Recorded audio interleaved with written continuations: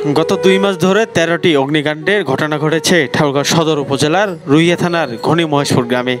সন্ধ্যা নামলেই আতঙ্ক চেপে বসে পুরো গ্রামে। এমন রহস্যজনক অগ্নিকাণ্ড এড়াতে বাতি জ্বালিয়ে রাত জেগে পালাক্রমে পাহারা দেন স্থানীয়রা। কিভাবে এমন রহস্যজনক আগুন লাগছে কেউ তা বলতে পারছেন না। অগ্নিকাণ্ডের ঘটনা ঘটছে বেশিরভাগ রান্নাঘর খড়িঘরে।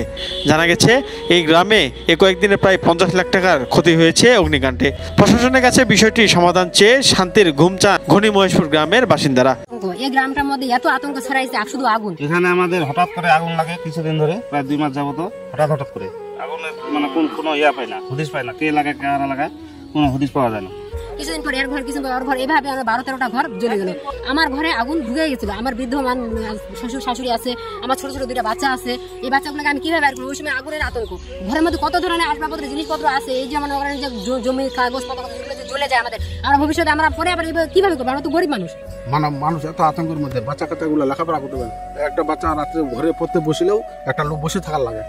এইরকম অবস্থা হয়ে যায়, আতঙ্ক, বাচ্চাগুলো পর্যন্ত আতঙ্ক হয়ে যায়।